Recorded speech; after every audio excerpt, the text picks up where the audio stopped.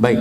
Nah, maka Bapak sekalian, di alam ini, di bumi ini kita tahu bahwa Allah Subhanahu wa taala juga menciptakan berbagai macam perangkat-perangkatnya.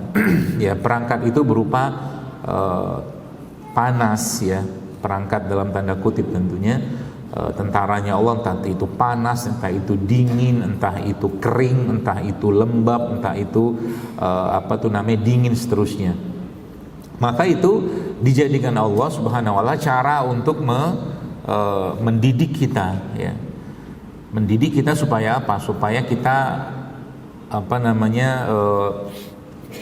kokoh, ya, imunnya kita itu. Nah, makanya di Islam, ya, tubuh kita ini sebenarnya bisa kita set up, ya, modenya itu maksudnya seperti tombol lah, tanda kutipnya kayak begitu. Tombol perang boleh, tombol santai boleh, tombol waspada boleh, ya. Dan salah satu tombol yang paling punya peran, ya, dalam menguatkan fungsi tubuh kita itu atau imun tubuh kita itu, yang paling utama itu adalah ketika seseorang itu tidak makan.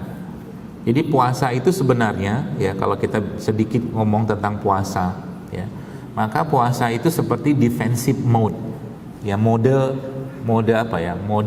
pertahanan, ya. Maka kalau mode pertahanan itu dipakai, ya, defensif itu kan bertahan, ofensif itu kan menyerang. Maka defensive mode dalam tubuh kita ini kalau dipakai, maka otomatis tubuh akan menyiapkan semua sistem-sistem yang terbaik untuk mencegah penyerangan itu, ya. Nah, itu sebabnya, ya, kalau kita baca dalam literasinya, kalaulah seseorang itu tidak berpuasa, atau mungkin dalam bahasa lain sekarang itu mereka menyebutnya, atau ilmuwan menyebutnya intermittent fasting gitu, ya. Maka itu bentuk defensive mode yang paling mudah sebenarnya, defensive mode, ya. Jadi kalau orang itu Bapak sekalian sudah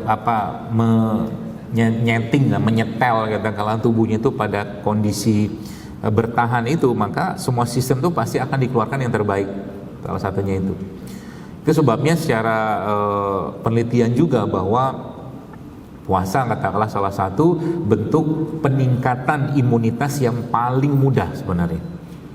Jadi di saat musim pancaroba kayak begini, ada dua mungkin yang saya sarankan gitu kan untuk kita, ya. Yang pertama apa? Yang pertama, kalau Anda bisa perbanyakin puasa-puasa sunnah, perbanyakilah puasa-puasa sunnah. Itu yang pertama.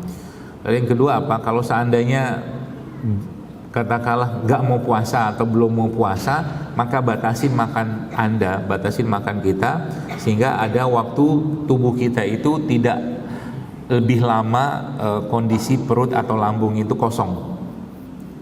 Jadi mungkin dikasih kayak jam makan sama jam puasanya.